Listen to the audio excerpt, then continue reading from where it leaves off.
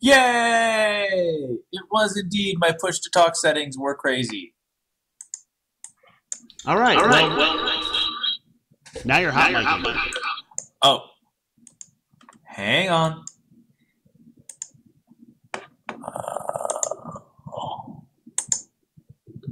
Okay, how's that? Still hot micing. Oh. Okay, hang on.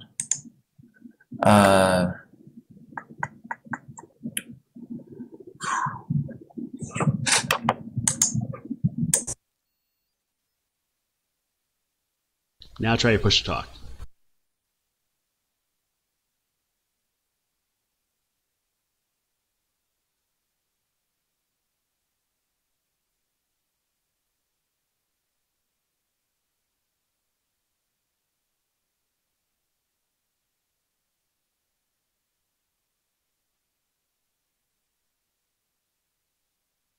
So either we get hot Mike Lee or no Mike Lee.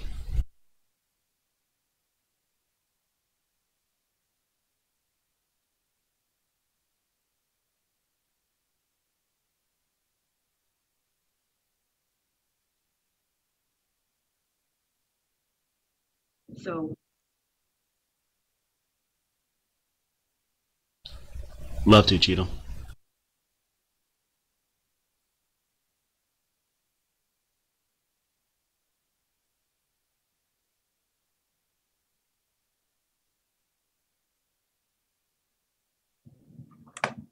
Okay, I know I'm hot micing at this point. What is the default push to talk for Mumble? Because it doesn't seem the normal push to talk I use does not seem to be going. So yeah, if you go under settings, configure the settings, then you go to user shortcuts. Add and then push to talk. Oh.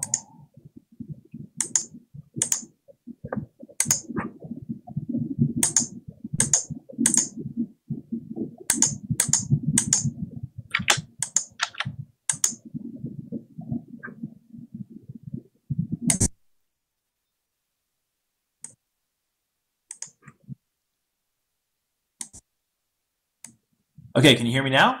We can. Awesome. Okay, I think I got this going then. Great. So, Pino, if you could start the recording or restart the recording. All right, so this is our second chat with the developers from GumWorks. This is Pathfinder University. The last chat was with Lisa. Lisa said that Lee has all the answers, so I'm glad we have an opportunity to talk to Lee. Yay, Lisa, cashing checks from writing checks that I have to cash. That's awesome. What'd you expect?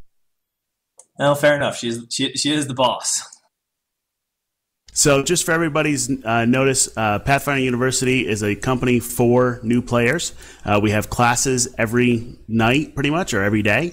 Our next upcoming classes, tomorrow night at 9 p.m. and 10 p.m., we have a Spitfire double lecture, Lean Builds, Ability Scores, and XP Budgeting, followed by Most Important Numbers in PFO. Last week, it was interesting. Ryan even came in to listen to Spitfire's lecture. And then Friday at 9 p.m. Eastern, we have Pino from TEO talking about Bringing Back Alive, Traveling Galarian Safely. You actually create a character in Marchmont, and then you're actually going to travel from Marchmont to Thornkeep with a safe build. And then Sunday, we got a couple different things. Saturday, we're going to do PvP. I'll put the entire list at classes.pathfinderuniversity.com, and I'll include the link in Mumble. So, Lee, do you mind introducing yourself? Sure. My name is Lee Hammock. I am the lead game designer on Pathfinder Online. Before this, I worked at DC Comics. I worked on an MMO called Fallen Earth. I worked on Elder Scrolls Online. I worked on a short, ill-fated Farscape MMO that was very sad. And I've been doing freelance role-playing game writing as a non-full-time job since about 95. And Lee, what do you do at GumWorks? I know this is lead designer, but what does that mean in English? It's my job to make the game fun. I am in charge of Stephen, Torque, and Bob, for those of you who frequent the forums. And it is our job to create a mathematical equation where we find the value of fun. And so basically, like, we map out all the systems and all the math and all the stats and all that kind of junk. So then the programmers, try and actually make that do something close to what we intended, and the art department tries to make it all look very pretty. So it is design is always very interesting because you can never do as much as you want to. You're always very constrained, and it's always kind of hard for us to figure out, okay, what do we want to do that is hard for art or programming versus what we want to do that's easy, try to play to the strengths or the low-hanging fruit and all that kind of stuff. So it's a lot of making grand plans, finding out your grand plans won't work, and then making slightly less grand plans that are hopefully just as much fun. So not on the programming side, on the design side, the design team and the ideas are underneath you. Is that fair?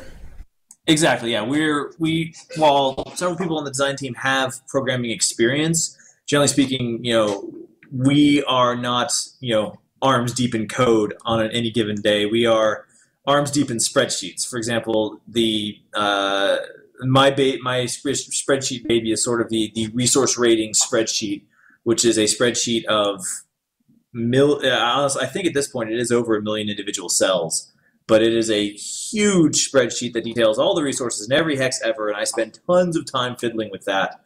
So I mean, that a lot of my day is just looking at pages and pages of spreadsheets, massaging numbers that at times I'm not sure anyone will ever notice. But it's trying to find sort of like the ideal mathematical values for our game, so that is the most fun. Great, and we have, just so everybody knows, Bob will be our Keepside Chat next week, so we'll talk to him about the escalations. Torque we're setting up a chat with, so Torque would be about the settlement mechanic a little bit more. And we're going to have to reach out to Steven and get him on the list. But what does Steven, Torque, and Bob do in your mind? How do you split up the jobs between them? Basically, Steven is the combat and items crafting guy. He handles a lot of the nuts and bolty kind of stuff at this point. He was the first person we brought on the team design side after me.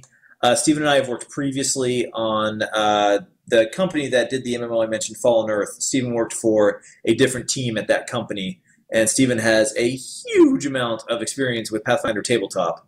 So I basically brought him onto this project because I knew he had a great head for doing very nuts and bolts mechanics type stuff. So he handles all the crafting recipes, all the combat math, all the item math, all that kind of junk. Bob, who comes to us from Microsoft, he is our sort of PvE content expert. He is the master of all of the escalation cycles. He handles all that kind of setup, and everybody is in each other's business to some extent. So like when Steven has design questions, he goes to other people in the department. We're always giving each other feedback, stuff like that. So when I say somebody handles something, they do until they have ideas they need to bounce off, or their tasks get too big and they need help doing something. So, Bob has tons of escalation stuff he needs to get set up. He'll often be helped out by Torque, who's a third member, obviously. Torque is primarily our like social mechanics guy. Torque comes to us from Darkfall, which is a PvP, open world PvP game from Greece. Torque has also worked extensively with Pathfinder, with Paizo as a freelancer. So, again, lots of Pathfinder experience. So a lot of the stuff he handles at this point has been more design side, because a lot of the systems that he's been looking at, he's been working on, aren't stuff that's running yet. I mean, War Tower stuff, company structure, all that kind of junk, that's sort of his domain. So a lot of the big picture systems like settlements, how settlements work, and how POIs work and stuff like that, or holdings as we're now calling them, because calling them POIs is, using an acronym in that fashion is really a bad plan. So he's basically in charge of all that stuff. So right now he doesn't have as many nuts and bolts spreadsheets kind of issues to work with. Oh, he also does our UI design. Yeah. So he does like the UI prototype documents for design, and then Mike Hines, our art guy, actually makes them pretty, and then Cole, our programmer, actually makes them work. So, but yeah, that's basically what everybody does in the team. Great. And we have a set of questions for a little bit of everything. I do have to kind of start off and ask the question, what's up with 4142? I know it's not your area in the programming side, but you are our representative for GoblinWorks today. And everybody had some, kind of just a quick kind of where we at. So, where we are at right now is we got 4.2 up to the test server today. And we are running tests on it today. And so far, everything's checked out. So, God willing, or QA willing, as the case may be, it will go to live tomorrow. Basically, to give you ideas of what happened with the crazy monster population, is the system was not recording when like, for example, if you go run through a hex, encounters spawn up as you get near them. Like, if there's no one in a hex, we don't have a bunch of monsters standing around doing nothing, because that requires a lot of processing power that's just going to waste. So if there's no one in a hex, there's no monsters there right now. If someone goes into a hex, monsters show up. So basically the thing is the system was not cleaning up monsters if people didn't kill them. Like, if you just walked through a hex, all the monsters you spawned would never go away. And if you kept walking through that hex, more and more monsters would be spawning. So, and we didn't notice it necessarily on testing because we didn't have groups of people walking through the same hex multiple times. So it got really bad really quick. But all that stuff got fixed. So, in general, the patch was a little later than we wanted it to be, just because it had so much stuff in it. It basically ran a little late because it had so much stuff. With the small holdings and the base camps were a huge feature for us technologically. And then once it ran late, we got it to live, and then it had the monster issue. So it's 4.2 is the 4 patch, 4.1.4.2 has been our ongoing struggle, because it's been such a big patch. 5 is not going to be quite as meaty, but we actually pushed 5 to our internal test server today. And it's going to go to the external test server in a few days. So it's not like we stopped everything to work on this, because, like, for example, I couldn't fix the problems that were happening on 4.1 and 4.2. I could help diagnose them. I couldn't fix them. So the rest of us, whoever has not been working on fixing that stuff, has been working on 5, and now we're actually working on 6. So, the process has continued, even though we've had some, hiccups along the way. Yeah, that's a great explanation. It makes sense now of why the settlements that had more people around them seemed to have more monsters. It was just they were spawning their own things, and they never disappeared. Exactly. Great. So appreciate getting that out of the way. So what about, and the other thing was on kind of 4.1.4.2, they had some feats get broken, especially Unbreakable getting broken. So far, we haven't been able to track down what's going on with that. I mean, we think part of that. Okay, this is one of the situations where I haven't been able to find out information on people saying, okay, this is what's specifically broken. So if people have information, feel free to send it or post it. Most of what I saw people saying was they now had a lower level version of it, which, considering the towers that got yanked out, it's hard for us without people saying, I'm in this settlement, we have this many towers, I'm training this level. Without that level of information, it's really hard for us to track down exactly what's going on, because from what we can tell, we can't find anything broken about the feat itself. Nothing actually changed on Unbreakable in any of the spreadsheets. So it's one of those situations of we don't know what happened and haven't been able to replicate anything, so I don't know. Yeah, so let's talk about this mechanic a little bit about towers and training. So it looked like in the patch, and we weren't really expecting it, that if your towers disappear, the training immediately disappears. I heard it's supposed to be 30 days, back, forth. What's your idea behind that? Well, right now what should be doing is the tower recalculations are done at server reset. So if you lose towers, you shouldn't lose any access to anything until 9 a.m. the next day when the server resets. That's when basically all the training math is done. Long term, we basically want to have more of a grace period for settlements. For training. Right now, we don't have a good way to track it. But long term, the plan is to have. We've talked about doing like a month long one.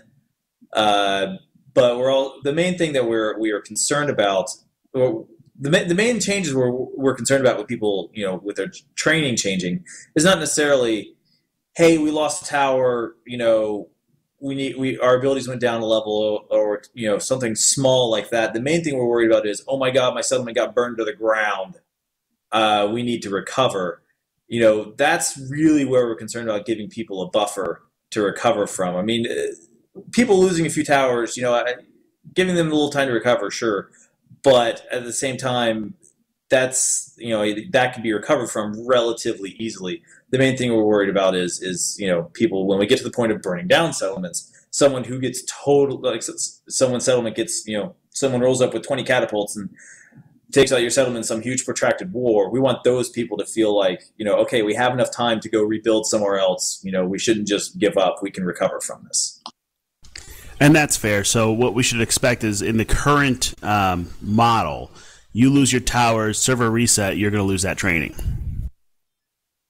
Yes, that is the current plan. If people are seeing behavior other than that, that is a bug and should be reported. Because we have seen a lot of, basically we're in the situation of, we've seen a lot of reports on training weirdness with the towers, and so far we've had a lot of trouble replicating them. I'm not saying, well, we can't replicate it, it doesn't happen. I'm saying that we're 20 people and there are thousands of people playing the game. Whatever permutation of weirdness happened to cause some of these things, we haven't been able to duplicate. So if people are getting, weirdness, because right as of when 4.2 goes live, you should be able to train skills up to 9 plus your towers divided by 3. And admittedly, sometimes there is confusion. It is kind of confusing in saying that hit points. If hit points 10 is actually a 10th level skill, so that example doesn't work. But power 20 is a 10th level skill, because power scales up twice character level. Meanwhile, most most attacks, the fourth level of an attack is actually like a 9th level skill. So we need to stop. We need to have a terminology break between, start calling the different versions of a given skill like ranks. So like rank, 10 hit points is a 10th level character skill. But basically what I'm trying to say is, if you get something where the training seems off, if you're not getting 9 plus your tower divided by 3, we need to know about it so we can figure out what the heck's going on. So that kind of brings up a question I had, can you talk to me just about like the process from bug reporting and crowd forging, and how does that work? 'Cause it sounds like what you're saying is we should be bugging things a little bit more than what we are doing now, and you guys are using that actively. Yeah, I mean, we read the forums pretty actively, but generally speaking, forums are not necessarily the best way to get bugs to us, just because there's a lot of activity in the forums, and even on the bug forum, it is hard to keep abreast of everything that's happening. The best thing to do is submit a bug, because Rob, our QA guy, goes through all of those to find out what's going on. And really, okay, I will say, if you have a bug that is not repeating, you should submit it. If you have a bug, like for example, the 5th time your charge throws you through the ground, which we realize is a horribly annoying thing, and oh my God, Steven's eyes bleed because of it.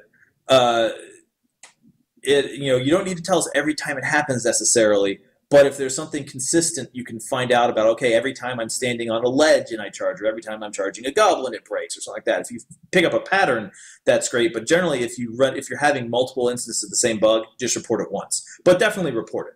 I mean, it's better for us to have too many bug reports and too much information than to us being like, oh, the game's bug free, no one's telling us anything's broken, and that's just completely wrong. I think that's fair. I have to say, I posted on there because engineer was busted and I can't get from 9 to 10 because I don't have a recipe. And Steve was pretty good to respond quickly on that. Yeah, we've got a fix in for that. Is that fix going to make it in for 5 or 6? It's going to be in 5 or 6. I don't remember off the top of my head. I think it might be in 6, but it'll get there. Also, we've got fixes on some things folks are pointing out, like artisan no longer having dexterity amongst the ability requirements, not being able to get advanced light armor, light armor 2 with crafting, light armor proficiency 2 with crafting points. So there's there's a whole bunch of stuff that we're working on in the next few patches that we're working on getting in. That's one thing actually I'm really happy that we've done, is the whole public sharing of the spreadsheet, because that has caught so many things, many of which before they got in game. So that has been a huge advantage. I think that's fair. Yeah, and somebody's kind of poking me there. My main crafter is an engineer, so I have to ask, who's going to be building the catapults? Probably engineers. I mean, there's a unfortunately, talking about building catapults is one of those things where I'm like, I don't want to get in trouble for telling tales out of school, but you do realize that's what we're here for. Well, I realize that's what you're here for. That's not necessarily why I'm here. But long term, I mean, we're talking about, so to give you like a snapshot of how we're kind of picturing the macro level of settlement warfare once we get further along down the line, is we imagine like trying to destroy somebody's settlement is something that's going to take a while. It's not going to be like, hey guys, we're going to roll up in 4 hours and burn that guy's town down. That's not the way it's going to work. It's going to be like, okay, we're going to spend like a week or two taking out, all of his holdings and taking out, doing economic damage. We need to deprive the settlement of resources, so all of their defenses start shutting down. It's not, you're basically going to have to, take territory from them to make sure that they can't support all the stuff they've got going on. And then once you actually get to attacking, we've talked about doing it where you have to build a special holding that is effectively a siege camp. And at the siege camp, you can use craft skills to build siege engines, which you then roll up to town and, start shooting at people. But, I mean, probably engineers. I don't think we would, it's either engineers or carpenters, maybe both. We haven't actually gotten this far along as planning out the recipes for the siege engines, but I would probably say engineers. As someone who's played engineer since alpha and it's been useless, I appreciate you going to engineer for that. So talk to us about carpenter, stonemason, and architect, because we've saw some stuff, but what's the deal with them? Well, those are the skills basically for building structures. They're going to, the structured construction system is very far off, but it's basically to build certain buildings, you're going to need people with those skills as sort of like the requirements to build the structure. And, it's going to effectively be like a crafting system. It's going to be sort of like a mirror of the current crafting system in that there's, hey, you've got to have Carpenter 5 to build the skirmisher school or something.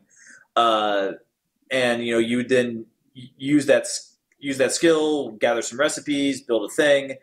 I mean, it's not going to be exactly the same. And this is something the big picture warfare stuff is big enough picture. I feel like I can talk about that kind of, but the specifics of how those skills are going to interact with the crafting system, we've had several different versions going around. But I mean, it's basically going to be they're both useful skills. Carpenter is going to be, I think, more crafty buildings, and then stonemason is going to be more military buildings, but we're going to kind of see how it shakes out. I think that makes sense. So how about small holdings? There's been some debate on the forum on, is that an hour cooldown? What are they going to do? What are they not? What's the difference between those and base camps? And kind of also the future of shared vaults. Any ideas? Well, so small holdings have an hour cooldown. The base camps have a 15-day cooldown. So small holdings are the clear winners on that front. So shared vaults. We've had a bunch of discussions about this. And we'd like to do shared vaults, but we're basically trying to figure out how to best make it not abusable. I mean, one of the things we've talked about doing is a concept of what we call a trusted group. We don't want to discourage people from grouping up. That is one of the big things we don't want to do. And I realize someone's going to type in chat, well, X system discourages you from grouping up. Yes, there are things in the game right now that discourage you from grouping up, and we're trying to fix those. But one of the things we want to try and do is not have a system where a small holding owner thinks, I don't want to group with people because then they can access my vault and steal my stuff. So we want it to be a little, I don't know, a little more secure than anyone who's in my group can reach in and take all my stuff. So we're basically thinking about, we've touched on a concept of a trusted group being something that, maybe if you're in a group with only people from your company or your settlement, it becomes a trusted group. Or maybe you could set it to being a trusted group, and then anyone in a trusted group could access the resources in your shared vault. Without, again, telling tales out of school, settlement vaults and company vaults are something we are working on right now. So, even if they're not available in small holes necessarily in the immediate future, we are definitely working on vaults that multiple characters can access, and they will be available in, very soon. So, there are going to be aspects of, we're working on a company permission system, so company leaders can say, people of this rank can withdraw from the vault.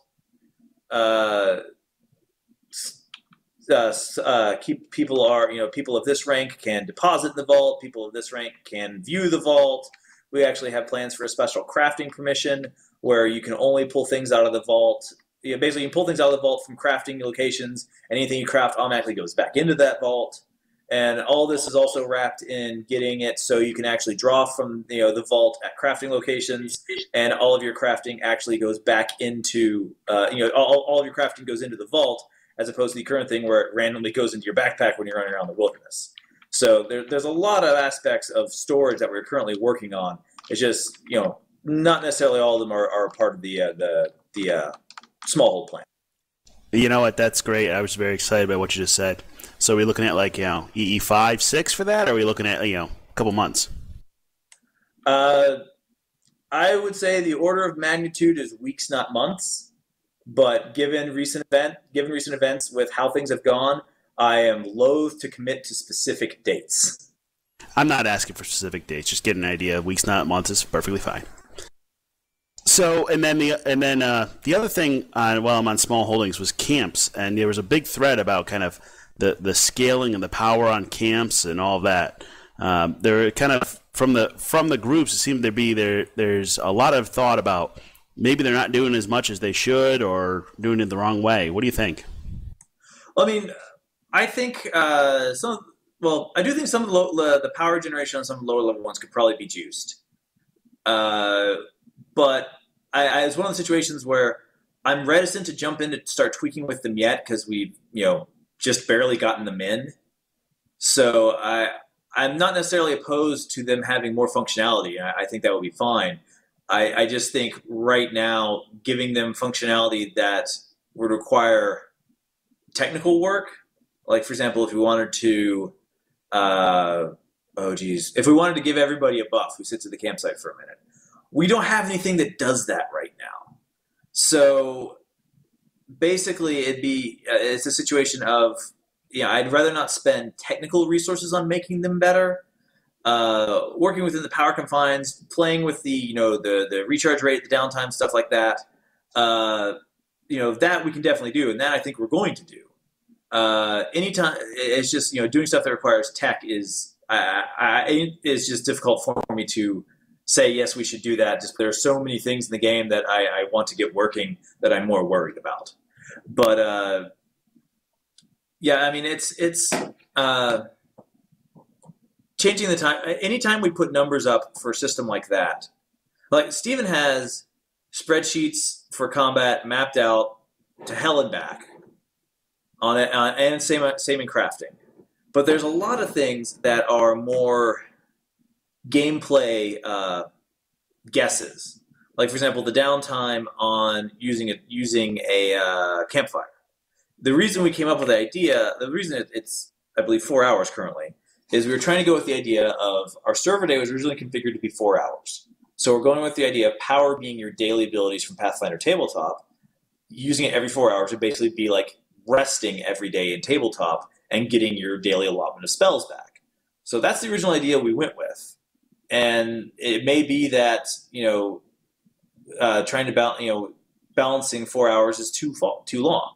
And that's something believe me, we continually are changing numbers. Anyone who tries to follow the resource spreadsheet knows that I am constantly, having people have to constantly go check, resources again because I'm constantly tweaking things. So, I mean, we may change the numbers down. We may make more power. We may reduce the cooldown timer.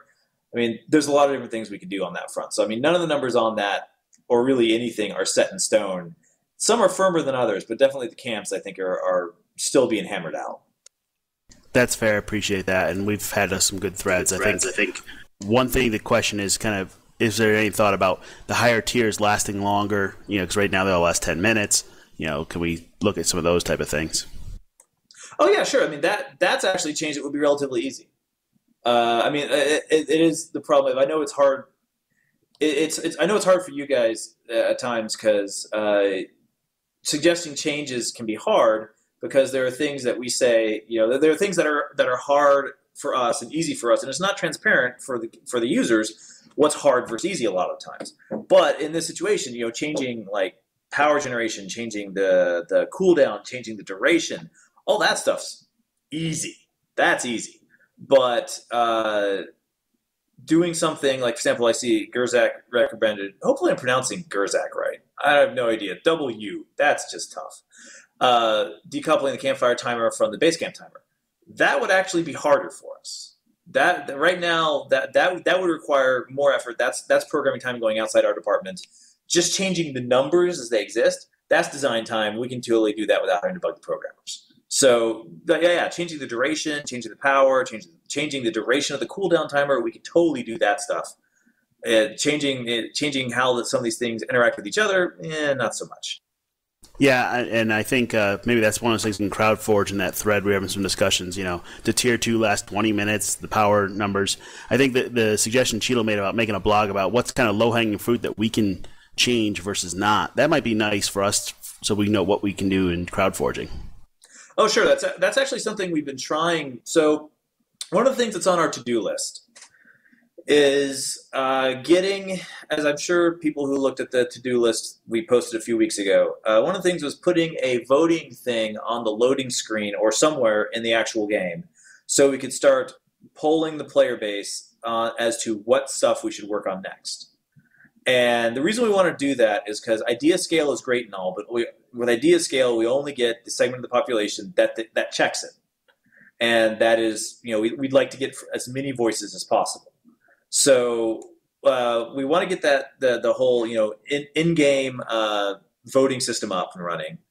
And we also want to try and start communicating when okay, so I'll give you an example. So we want to get this voting thing up and running. And one of the first things we want to vote about is what class do we want to, what of the other core classes from Pathfinder, what is the one players want us to do next? And the reason we want to do this is it takes art months. Okay, their roles. Yeah, Gerzak, their roles, fair enough. So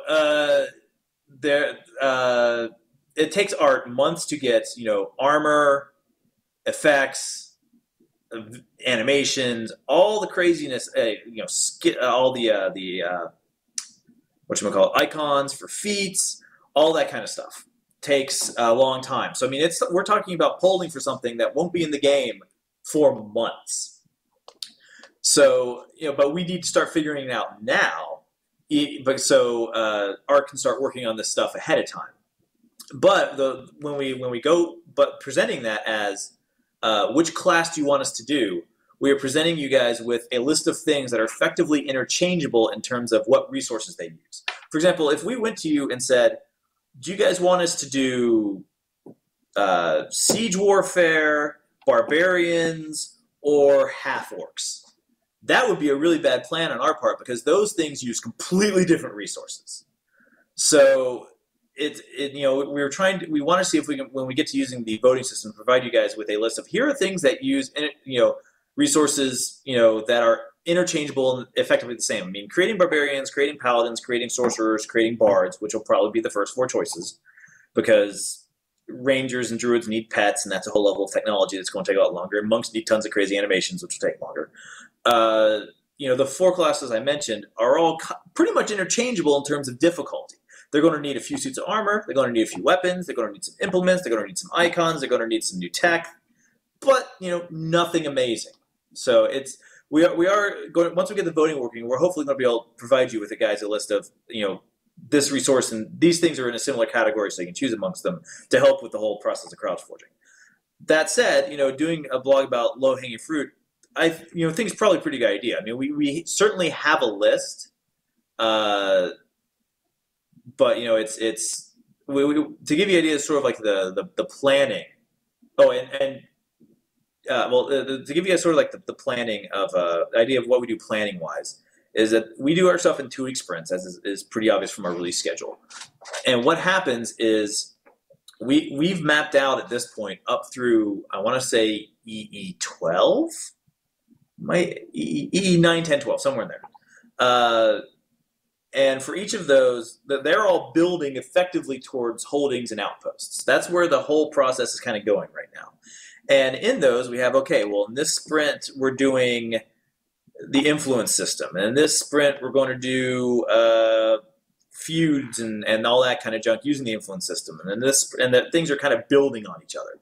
For example, I mentioned we're working on settlement vaults and company vaults. We have to have those before we do any of the outpost holding stuff, because we need to be able to take upkeep items from somewhere. So we need to have a common storage people can put it in. So when we do basically for each sprint, we have planned out, this is the major feature, this is the major feature, this is the major feature. And then around those major features, we try to cram low-hanging fruit. It's like, okay, here's the turkey. How much stuffing can we cram around it to make the meal complete? So we tend to have a list of low-hanging fruit we're always going back to of, okay, what can we pull off this list that we can work on? Like one of the things that's going to be coming up as like a low-hanging fruit thing in the near future is adding a monetary cost to training above a certain level. Because as I'm sure people have realized, right now we are dealing with a possibly incredibly inflationary economy. Because coin is entering the economy and not leaving aside from auction house fees and people who are carrying coin when they die and they lose a certain percentage. So one of the things we want to work on doing is start getting a system of money as it comes in, and all, basically get money and from people when they go do training. Also, maybe looking at doing some money based on start getting the idea of monetary or resource upkeep for towers. So having a monetary component to holding towers. So like each day or week you have to pay X amount for the towers you have. So we basically want to start getting people more thinking about, okay, money is actually something we want. So is there any thought about, there was a discussion about kind of, does the settlement get a cut of that training or anything like that? Long term, that's definitely what we want to do. Yeah, we want to have price wars between settlements on training. Definitely be part of the mechanics. Will that be in the first pass? Maybe not. I mean, I don't know. I worry about. I don't think that's necessarily important to us in the first pass.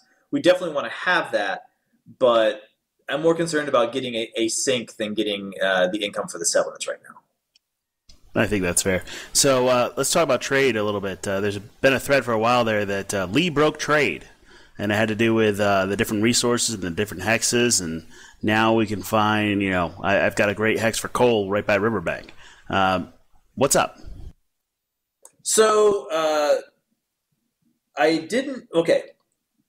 The problem we've always had with harvesting resources is the bug I've tried not to talk about.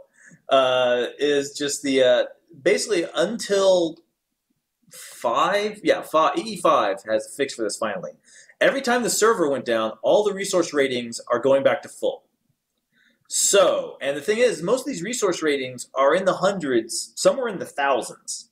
So if you have, say, a hex nearby with Fire and Wind, it's fine. It's actually, I don't really care. It's just one of those things I didn't want to advertise to everybody of, yeah, you guys can kind of get as much as you want, but because it just comes back the next day. But cat's out of the bag. So basically the problem was, if you had 500 resources in your server thing next, if you had 500 coal in your hex next door, unless you pull all 500 out in a day, you're never really going to run out. And that's, problematic. Those little hidden, like sources of coal or other resources are statted such that the idea that if people go use them regularly, they will run out. And the people who have, like, if you have 500 coal next door, that's great. You have 500 coal. When you run out, you're going to run out, and it's going to take a long time to come back. The guys up in the northwest who have like 8,000 coal, they're going to take a lot longer to. Their stuff regenerates faster. It's a lot harder to deplete. So they're going to be able to supply more coal. But, I wanted to give people, if they hunt around, they could find resources that weren't necessarily part of their area, their region. But people would still have to go to the, the region that primarily supply a given resource to get a lot of it. So once that gets online, I think the trading network I think the demand model is going to go more kind of like what it was, of people having to trade long distance for some things, but because the secret coal hex they found next door will run out if everybody knows about it. My hope is that this will drive people to go exploring and find secret coal hexes that no one else knows about yet, because there's a vast map and there's lots of places that not a lot of people go to. So I would always suggest, if you can, go look in the corners. People don't go there, and go look in the monster hexes. There's weird stuff in the monster hexes. The monster hexes ended up, in some respects, becoming my garbage disposal of resources. I've got 10,000 tansy leaves left over that I need to have somewhere in the game. I'll put them in a monster hex. So, granted, no one wants tansy leaves, but it could be something you do want. It could be, I don't know, moonstone. There could be a monster hex out there with 5,000 moonstone. So, if you go check the monster hexes, there's weird stuff in there. So, and just to be clear on that, the monster hexes and the home hexes, there's stuff in there. But right now, the stuff you get out of resource nodes does not change based on, like, if it's a tier 2 escalation or 1 or what the escalation is, correct? Correct for now. Long term, I do want to have the escalations have more of an impact on resource ratings. What form that takes, not sure, but it's something we've hammered out different thoughts on. I mean, the main okay. So it's basically one of situations where we can either we can solve things brute force mechanically. Like, for example, a escalation cycle moves into a hex. Every resource in that hex goes down by the percentage the escalation cycle's at. That would be a brute force way to do it. That would be kind of harsh. It would certainly get people motivated, but kind of harsh. I would prefer to make things more difficult, where escalation cycles that get really advanced, have better AI for attacking people, or if you have holdings in their territory, they attack those holdings. Or eventually, I'd really love to have guys who patrol around and do stuff like that, and have that style of difficulty increase as opposed to a straight numerical difficulty increase. Because the straight numerical thing, it's just not as interesting. There's not really a way to get around it aside from just beating the crap out of a bunch of guys, which a gatherer is not going to be able to do. I'd really like to reward the gatherers who are like, yeah, I've maxed out my stealth or whatever. I'm really good at sneaking around and getting at the resources. I don't have to fight anybody if I'm smart. I really want that guy to feel like he can play and not feel like, the only way to get the resources in this escalation cycle hex are to kill the escalation cycle. So, yeah. It seems that when 4.1 came through, that some people really liked a lot of monsters. And one of the things that came out was, what about, if a hex is at 100%, making it have more monsters and look more like 4.1 was. Any thoughts on that? I would love to do that, actually. I am totally for that. It requires a tech change. We basically, that's not a field on our spreadsheet currently. But yeah, I would totally love to do that. I think that would be great. I was heartened and happy that some people did really like the increased difficulty. So I think if we can still get that part of the game in for the places where things have gone completely nutso, I think that would be totally cool. Great. So I have got a question before this. I was in the threads.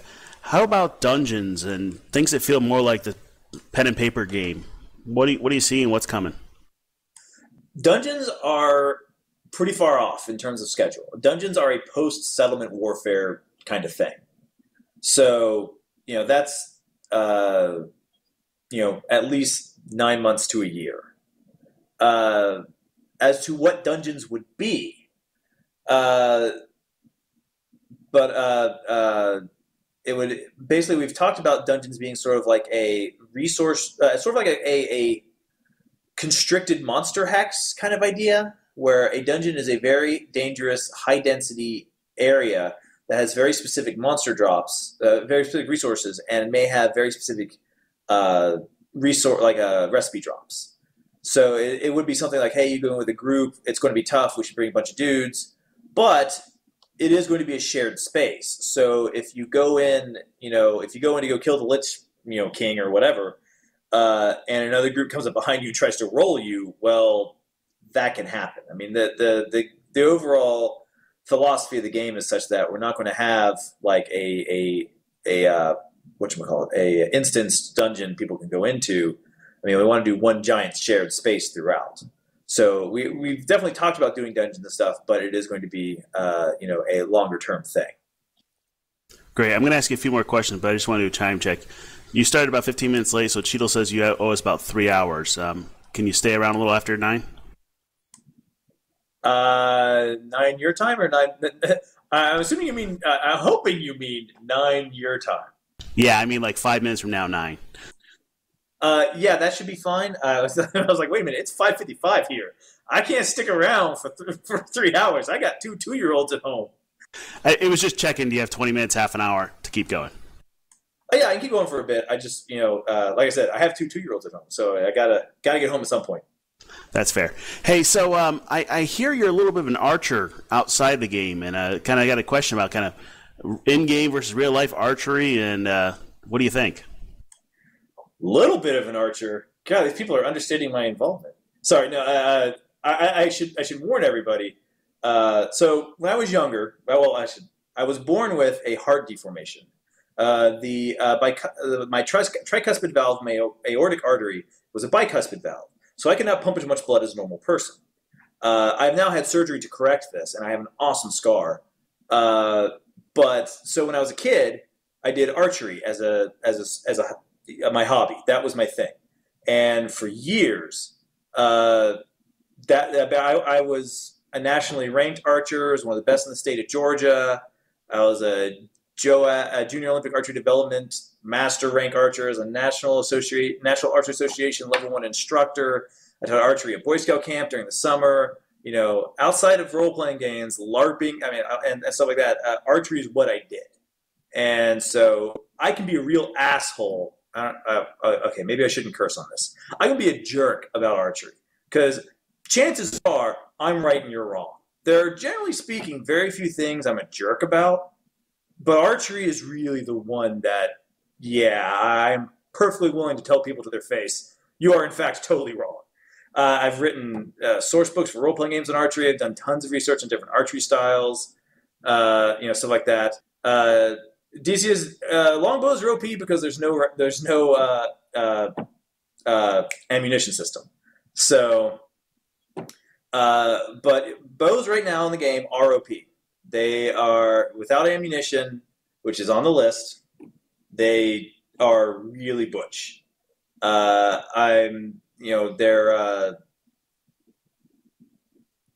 basically right now the archery system is half finished from beginning to end, and it's unfortunate, but it's one of those things of I feel that there are bigger fish to get fried, but I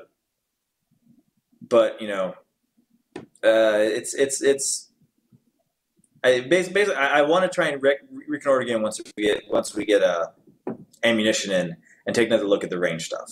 Because right now, basically, to give you an idea without giving away too many of Steven's secrets, there's a multiplier with anything that's supposed to have ammo that basically is it has X increase in effectiveness because it uses ammo.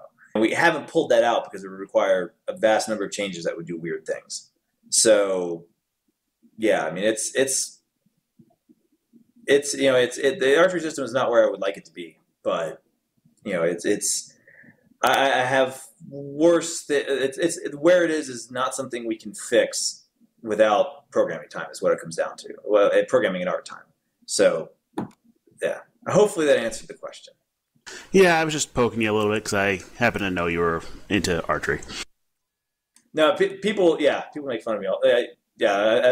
On Fallen Earth, people used to make fun of me all the time because a guy at the company trolled me by going on and on about what good archers the French were, and I didn't realize for a little bit how much he was making fun of me, and so I went on a little bit of a diatribe about the different cultures that value archery and how the French were not one of them and stuff like that. So it was, people needle me about it all the time, and they should. Yeah, and I actually just asked it because we try to get to some of the interesting things. Lisa said she owns Yoda, and there was no way you were going to beat that, but at least your archery story is a good one. Yeah, Lisa's Star Wars collection is, oh my god, that is phenomenal. It's amazing. All right, let's go back to the game stuff. So talk to me about DI and settlements and kind of where you see it going, because there's a lot of questions on that. So basically, the plan we have for DI and to some extent influence is DI and influence are effectively bankable pools. They're pools of points that you build up by doing various things. Influence you do by doing activities in the game, which you're probably already doing already. DI you build up by building specific structures in your towns and holding territory. The holding territory we're still kind of figuring out, but the structures of the town we're pretty set on. So basically, for DIs, you get your set. You'll have a company come in. They'll pay a bunch of influence to claim this settlement, and then they will be able to set to building structures in the settlement. And they'll want to start out by building okay, we need to build a granary. What does a granary do for you? Well, it gives you DI that allows you to build buildings like a wizard trainer or a skirmisher school or something like that. Right now, we have plans for 3 DI, military or there's a military one, a learning one, and an industry one. I don't remember what the actual terms are, but those are basically what they do. So if you're going to have a crafting town, you want to build a bunch of structures that give you a bunch of industry. If you want to build a big fighter town, you want to build stuff gives you a bunch of military. And most towns are okay. Yes, Cheadle pops up with security, infrastructure, and culture. There we go. But most settlements are going to have a mixture of these things. But it's you're going to build different structures to advance them, and then once you have your DI pools, whenever you build structures that are actually do specific things, like a wizard trainer, a wizard's going to take 50 of your culture and 10 of your infrastructure and 10 of your security to support it. So you're only going to have a pool. You're only going to be able to build within this pool of points. We've generally tried to go with a idea of a lot of our systems in the game for large player groups deal with this idea of allocating points out of a pool, a finite pool, to avoid problem you get into if you just let people buy stuff. If it's just okay, a wizard costs 10 of these points and 20 of these points, then you have it forever. Well, people can just build as many buildings as they want them, because eventually every resource in a game like this is infinite unless you specifically make it not infinite. So that's why DI, influence, stuff like that is all going to have some manner of cap involved. Like, for example, for DI, the structures you build that give you DI, you only have so many slots for those in your settlement. So you're going to figure, okay, we've got say 10 of these DI structures. What do we want the most of? How do we want this to work? And how about alignments and deities? So the plan is to have the 9 classic alignments. Right now, we basically got it figured out such that alignment is 2 axes of negative 7500 to 7500. You have a good and evil axis, law and chaos axis, and the same number range as the reputation system. And each of the deities is effectively going to be one of those alignments. And generally speaking, to train that deity's stuff long term, you're going to want to be within one alignment step of that deity. So if you're training Iamade stuff, you can be neutral good, lawful neutral. Because of the way domains are often available for multiple gods, there's probably going to be a lot of domains are probably going to be available to a huge number of players, just because glory is available through like 4 gods or something like that. So there's a lot of these that are going to be very available to people. What we want to do long term is settlements are going to have a alignment component to them. We're still working out how alignment in settlements is going to work in terms of companies, like alignments for the settlement, how that relates to the alignment of the companies, and how that relates to the alignment of the players. Like how many steps removed can it be? But a settlement is going to have an alignment, and they're only going to be able to have training facilities for gods. Eventually, there's not just going to be one cleric trainer who trains everything. We're eventually going to have different, god-specific cleric trainers. And so that eventually, like a settlement's going to be able to say, okay, we're going to, like a lawful good place, we're going to have Iamade and Abadar, and they can share the seminary, because the seminary is the seminary. But eventually, we're going to try to break it up so we have structures. We are cognizant that this does mean clerics will require more structures than other classes for training. So what we're looking at doing is having it where a single cleric training structure can support like 3 gods as long as they're of compatible-ish alignments. So you could basically have like, okay, this Temple of Abadar supports Iamade, Abadar, and Asmodeus, because they're all effectively, it's a Temple of Abadar. The other 2 are within 1 step, so it's got like a little adjunct room or something where the Iamade guy hangs out. But we're basically trying to work it out so it's fair to everybody. But eventually, we do want to have alignment and gods have a relationship. I mean, we also want to tie gods into the faction system, because eventually, when we get the faction system up, we want each god to basically have. So, admittedly, this is a bit of a sideline, but hopefully interesting. We kind of picture our faction system as a bike wheel. Rich Baker came up with this when he was with us, in that there are several layers of conflict. Like the top layer is like the Iamade, Hell Knight, bandits of Thornkeep structure level. Like all those groups are opposed to each other.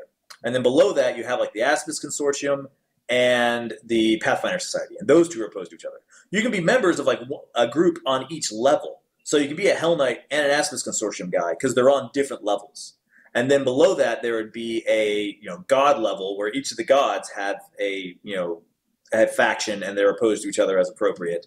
And these are all going to still be like limited by alignment. So if you're chaotic evil, you can't be in the Crusader Knights faction, and you can't be in the Iamade faction, but you can totally be in the Lamashtu faction and the Bandit faction. So we basically want to have it where if you're going to follow God, you're going to have a faction that's related to it. And that's fair. So the other thing, there was a question about kind of group sizes and formation. I know it's a little shift, but talk to me about what your idea is there.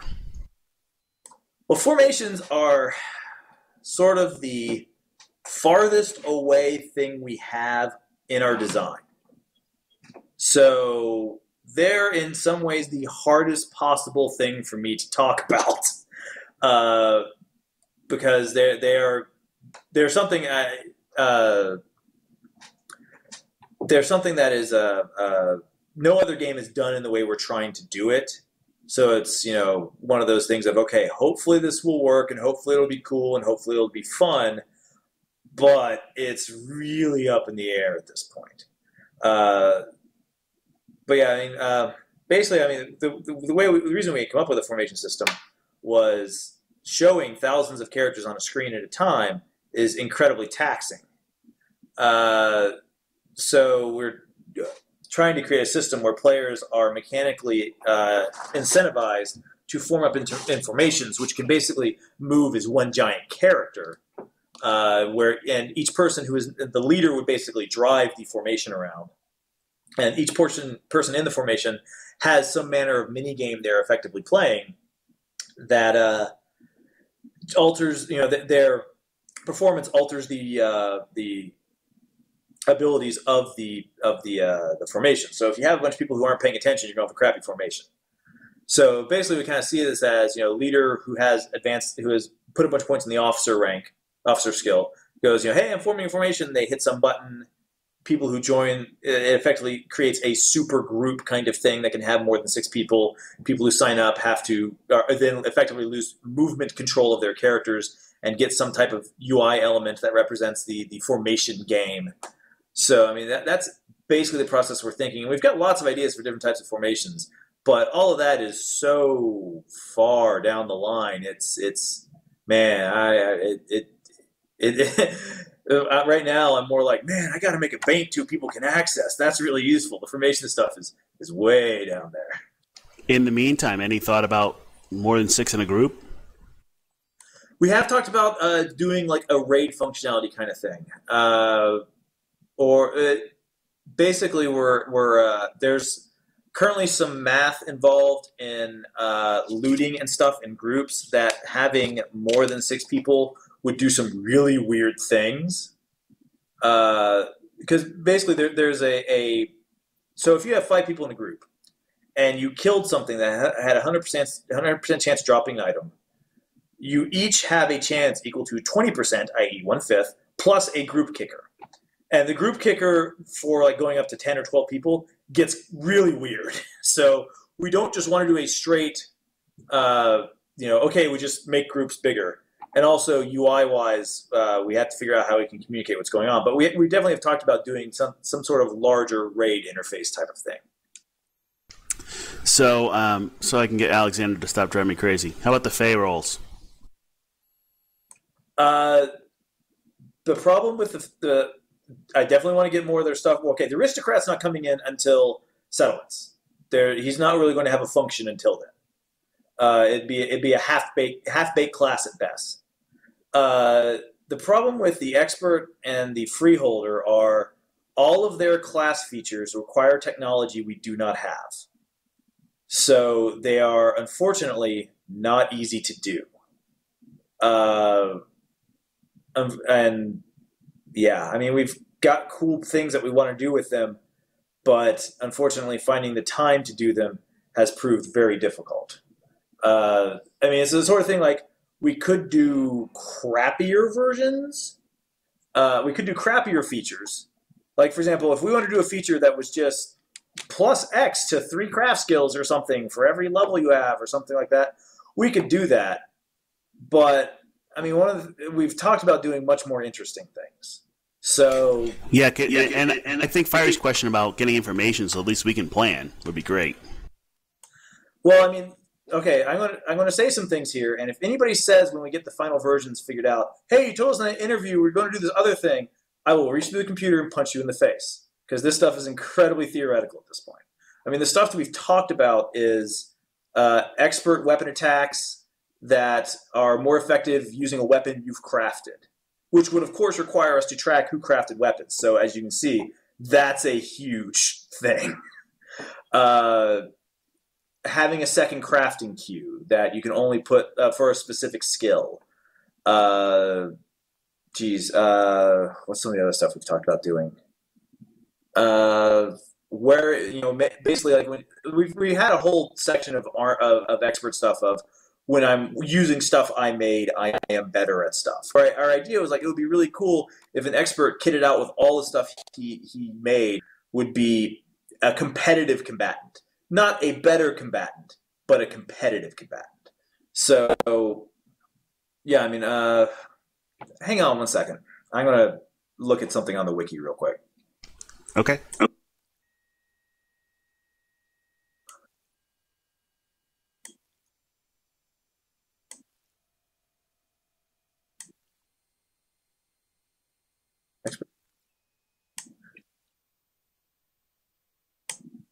So, I mean, we've talked about, like,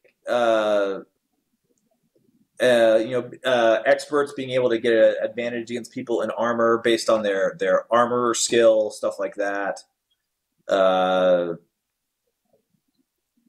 What's the other? Resisting durability damage.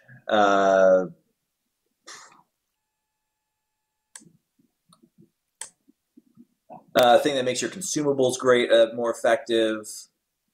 It's a lot of stuff like that that I think could be really cool, but is beyond the ability for us to do right now. That all the list I was reading up there was primarily all expert stuff. Hang on one second.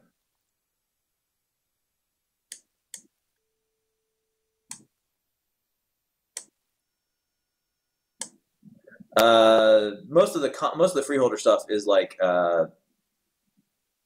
you know longer distance on node detection, or oh, we don't have fatigue anymore, so we don't. That one won't happen anymore. We used to have fatigue when you ran, and it was rough, and so a lot of these freeholder ones will have to be worked out. A bonus to all knowledge skills. When we get the actual harvesting system in, where you can find especially rich sets of resources, we want to have some interaction with that. So I mean that's the kind of stuff we're talking about. It's just logically we need to get there. So what about gushers? Because you kind of hinted there. We seen those sometime soon. What are we going to see? Those aren't in the Q1 plan.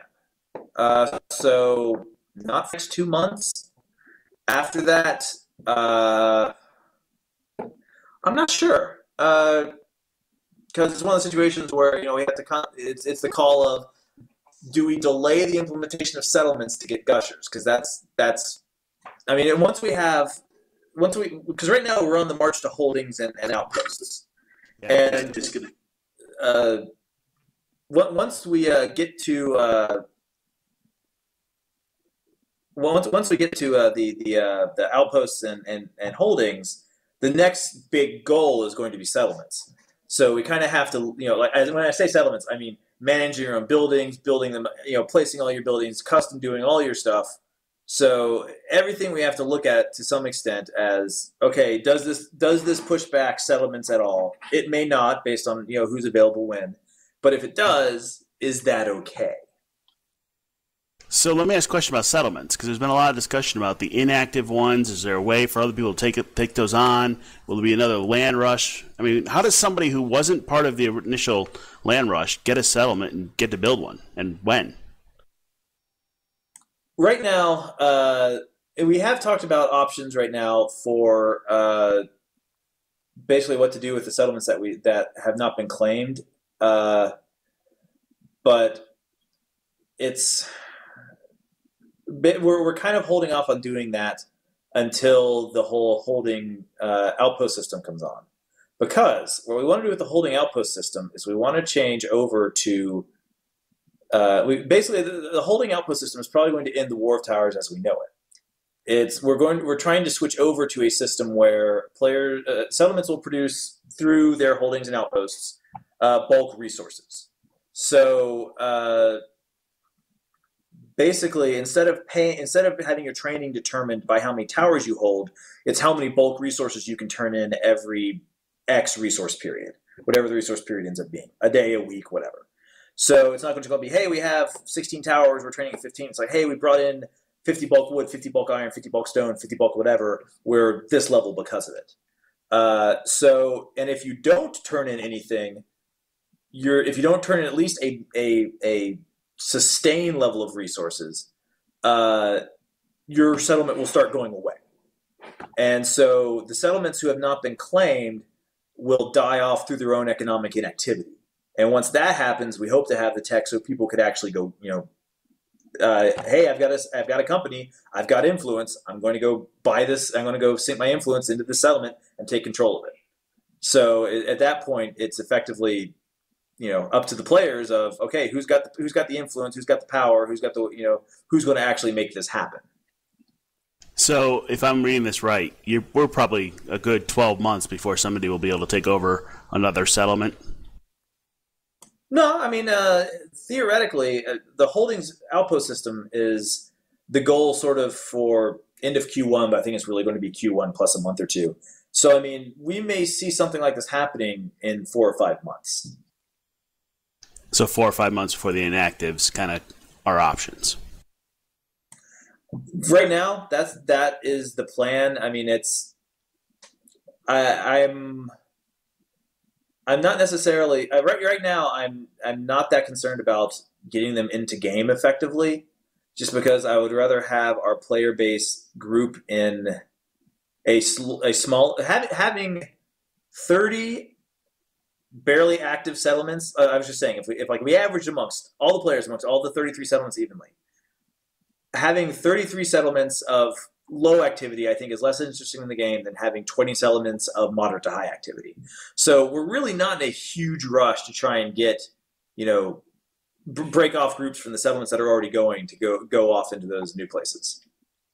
So, Lee, I have to ask a follow-up, and I might have stepped in a little something here. So what that's saying is bigger is better in the settlements in your mind. I would say that, when the company system, the influence system, I think, is going to influence some of the stuff. God, I'm punning myself. Is going to introduce some downward pressure on company size. And I think, not necessarily settlement size, but I think that will come about somewhat. But the thing we are looking at, generally speaking, we don't want this game to be a game between two giant factions. But the thing is, in a game like this, in any type of PvP game, numbers win. Unless we did a hardcore mechanic of, you are a smaller settlement, so everyone in your settlement gets X bonuses to all your stats, more people will win in a fight. And so while we want enough conflict to have enough sides to be interesting, we don't. This game is never really going to be a game where the 5, 10, 15-person settlement will be able to last forever. Eventually, that settlement is going to have to make allies, move something. So I don't want this to be like everyone should just be in one of two settlements, because honestly, that's going to be a really bad plan for efficiency. Two settlements cannot meet all the needs that the game is going to have. But trying to live in a small settlement, with you and your 10 buddies, you're not going to be able to survive in that long term. You're going to be in an ineffective settlement. So bigger is better to a point. I mean, sure, like 30, 40 person settlements, great. That's fantastic. Then, especially once we get the full settlement system in, where people can actually specialize their settlements. And as I said in my recent blog thing, one of the big problems we have right now is there's no ability for a medium to small settlement to make themselves stand out against the big guys. I mean, if Brighthaven right now, I'm just going to pick on Brighthaven because there's a bunch of TEO guys in the audience I can see, so I'm picking on you guys. If, for example, they were using the final settlement system, they would have to make a choice of, okay, we have X many hexes and X many resources. We still want to be a fighter cleric settlement, and we're going to advance. We're going to build these upgrades, and they would not be the same as every other fighter cleric settlement out there. I mean, Ozum's Vigil could have, okay, we have fighter training and we have cleric training, but we selected different crafting structures for our settlement. So we build different stuff than they do. And maybe there's a really small settlement that's like, okay, we're going to try and ally with other people to get our training, but we're going to build like the best Sawyer in the game. We're putting all our resources into building a Sawyer and a trainer, and we're just going to do the best we can to get that as good as possible. So sure, we may not be awesome in class training and stuff like that, but we have something that makes us valuable. We make something that wants us to trade with us, to come deal with us, and to be our ally. So I think once we allow people to differentiate themselves from each other, a lot of the size conflict is going to be less pronounced, because as the system exists right now, bigger is just better. And it is an unfortunate, it sucks that our design turned out that way. But we're going to try and fix that, where people have choices and can actually figure out what they want, can actually make themselves more important and more vital as they go. So I've seen some math out there that says, look, even a small settlement's going to have to be a couple hundred players, and a big one's going to have to be 1,000 more. Is that a good idea, or what do you think? That is a guide we one day when I have a hat made of money, that's going to be our guide. Until I have a hat made of money, we have smaller numbers. I mean, what we've planned out the system so eventually one day we can be we can have tons and tons of players and have huge settlements, and that will be cool. But we have room to reach that day. We're not going to be that game for a good while. So right now we're just concentrating on much smaller numbers. I mean, a lot of our company math, we did the original math with building a company at sort of 50 people being like the sweet spot for a company, and that's just too big for what we're doing right now. So we've trimmed it back some. So we're a lot of the math, a lot of the size math, stuff like that, we're just going to raise up as we go. I mean, one of the good things about the way our system is set up overall is it is relatively easy for us to scale up a lot of our numbers as our player population gets bigger. Yeah, okay. So here's the last question, and I know you got to get home to your kids. So many people here played tabletop, been a GM, done other things, and you kind of make a plan, and then your players screw it up. What's the oddest thing you've seen us as players do that just you didn't expect, or that we went in a different direction than you thought? Huh. Well, I have to say the Tower of People in Alpha, when they're jumping on each other's heads, was probably up there, because that was one of those, really? Especially with the achievement that was on the mountaintop that people spent so much time getting. Oh, so just so everybody knows, there's achievements back on the mountaintops now, and there's a special achievement if you get all of them. So there's now a meta achievement of if you climb all the tallest mountains in the game, there's a meta achievement. It's the first meta achievement in the game for getting multiple other achievements, and I think it's Mountain Goat. I think that's the name of it. But yeah, there's now a super meta achievement for climbing up on mountains. But that was a big one. What else have I seen? I'm trying to remember. Well, I will say, one of the things that will always stick out in my mind was the last day of Alpha is when we gave everybody superpowers. And it gave everybody all the GM commands. And the craziness that happened that day, I don't mean to toot our horn here, but as I said, I've worked in several MMO companies. And I've never worked at a company that gave all of the players the GM commands, even in an alpha. So it's nice to work at a company where we don't hold much back. I mean, we don't have an NDA. The only times if you guys ask us a question and we don't answer, generally speaking, it's because we don't know, or it's about something that doesn't work yet. And, it's not that we don't want to tell you guys. We want to tell you guys everything because we love this game. We love all the stuff we're trying to do. We love all our awesome plans. But at the same time, we don't want to tell people, hey, we're going to have awesome purple elephants as a mount in the game next week. And then someone's next week's going to be like, hey, where's my purple elephant? And then we'll feel bad because the purple elephant's broke for whatever reason. So it is really nice working at a company where especially coming from Elder Scrolls Online, where holy crap. So when I was at ZeniMax Online, my wife came to bring me lunch one day, and she had to sign an NDA to walk into the office. And it's just like, really? So it's really nice to be working on a company that's sort of like the opposite end of that, where my wife comes into the office like 2 or 3 times a week with my kids, and they run around and draw on my whiteboard.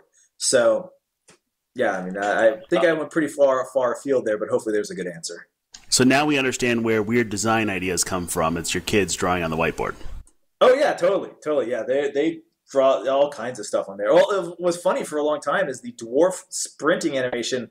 I swear, it looked just like my little boy when he's running, and it just cracked me up every time I saw it. All right. Well, thank you very much, Lee. I appreciate your time and having your team also come to join us. We're going to talk to Bob next week, hopefully get Torque soon, and I'm going to have to reach out to Steven and get him there.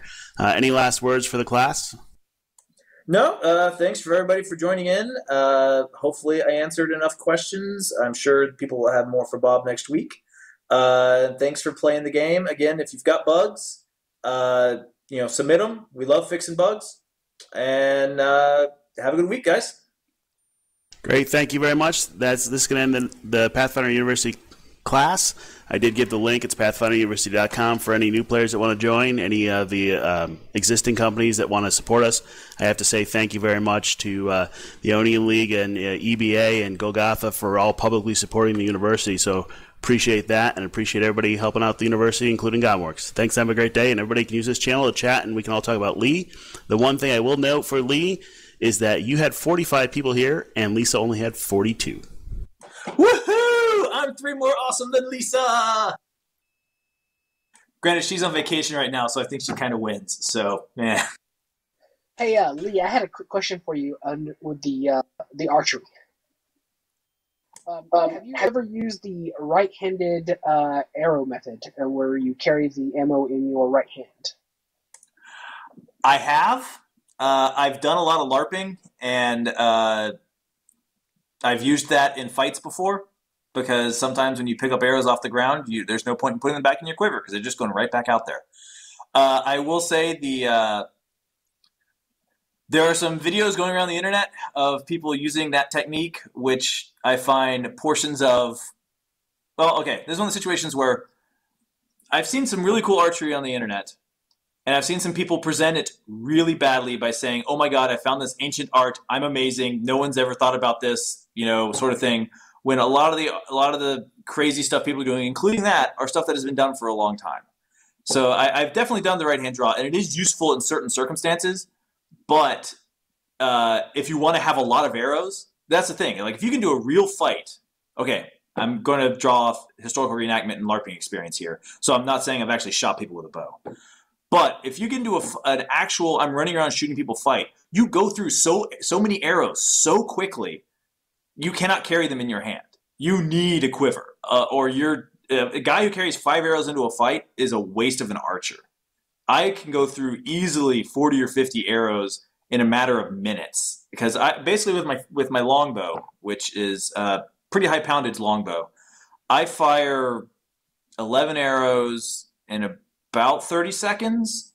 And that's my normal rate of fire for it. Unfortunately, combat archery has completely ruined my target archery skills because I have no patience for aiming.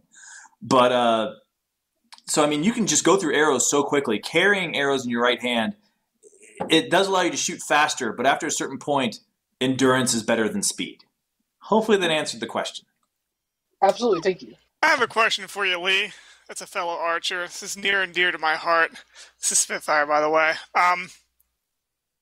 Are we gonna keep the rooting on the archery to some degree? Is that done deal? Please say yes.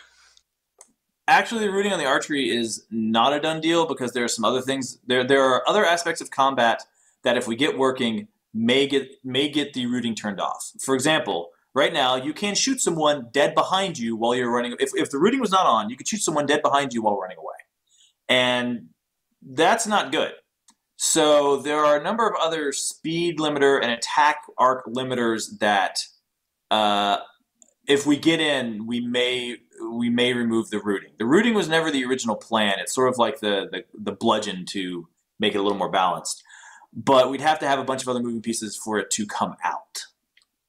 Have you thought about specifically rooting certain attacks to balance that specific attack? It's something we've talked about doing.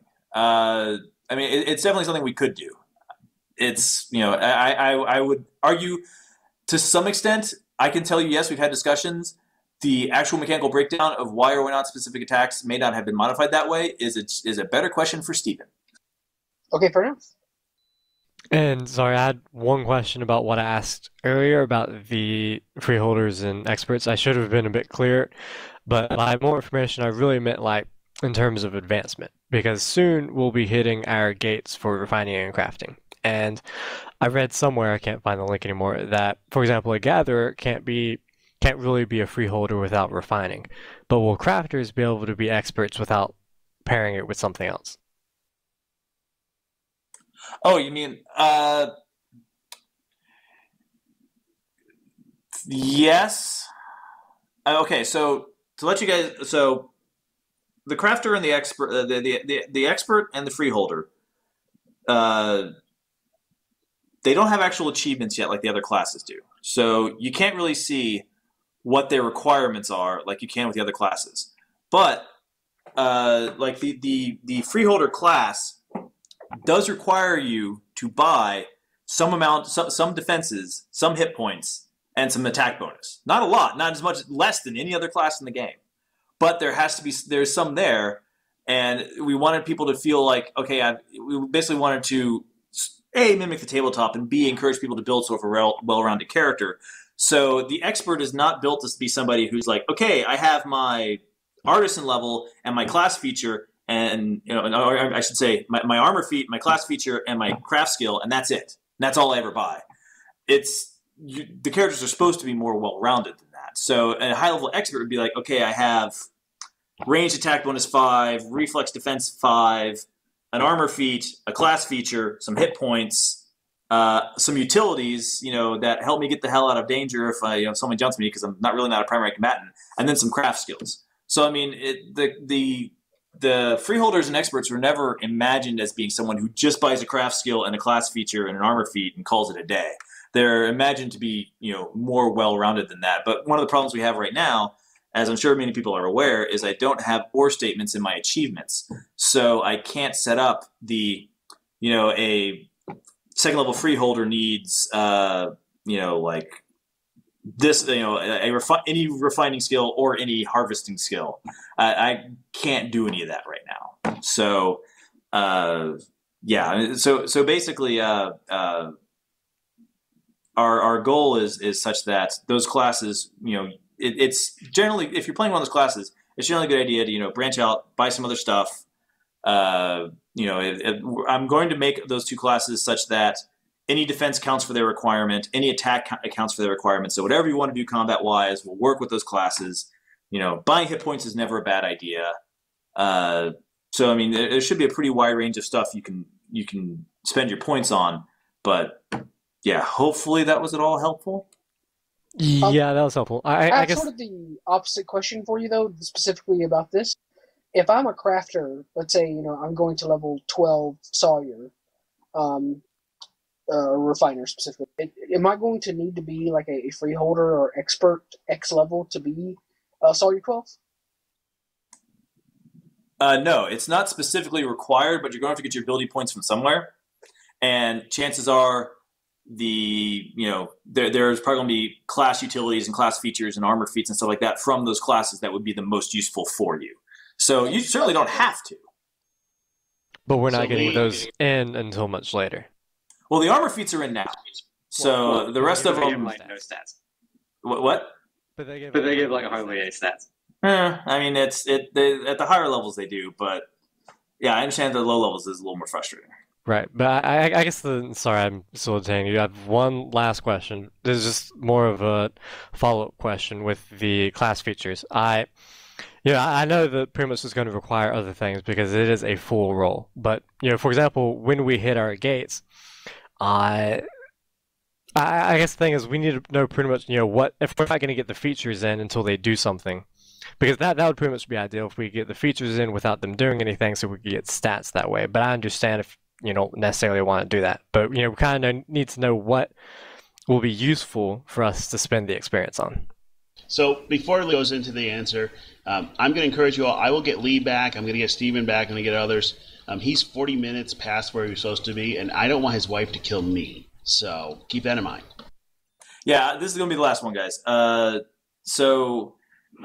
Basically, like I said, if you're playing somebody who's planning to be an expert or a commoner, or expert or a freeholder, I still do that. Buy some attack bonus that complements your chosen skill. When I say chosen skill, I mean whatever trade skill, whatever crafting skill, whatever refining skill, whatever gathering skill you want. Buy an attack bonus that goes with it. Buy a defense bonus that goes with it. Again, buy hit points. Power-based attack bonus. Also, they apply to everything. Someone's going to say not a lot. Yes, they don't apply a lot, but every little bit helps. And honestly, I would say buying stuff like, if you are a crafter or a gatherer, toughness, lightning reflexes, unless you've got something else to put in your defensive slots. I mean, sure, okay, you probably have encumbrance bonus slot, yeah, that's strong back slotted, but you probably got 2 free. So buying something to go for theirs, go in theirs is super useful. That's the stuff I can think of off the top of my head. And also, I mean, if you're buying an attack bonus, you might as well buy some weapon attacks to go with it. So, I mean, anyone who runs around, in the woods with, no attacks is going to get killed. So, having something there useful is good. But hopefully basically, like I said, they're going to be very open-ended requirements. So, whatever, just find the attack that works for your chosen skill. Find the defense that works for your chosen skill. Buy those. Okay, I understand. I guess the main thing I was thinking about from Spitfires, you pretty much listed most of that stuff before, but what I didn't understand from your initial post was that you'll be able to buy pretty much any attack feat for, your expert role. But that was helpful. Thank you. Yeah, that's the way it's set up. That's the way they're going to be set up is because experts and freeholders need so many different ability scores. They're all going to be set up where any attack or any defense will meet their requirements. Right. Well, thanks for the information and sorry for detaining you. Yeah, Lee, run to your kids while you can. Yeah, I'm calling it a day, guys. I'll see you later. Thanks, Lee. Appreciate it. See you later, Lee. Well, that was a good chat.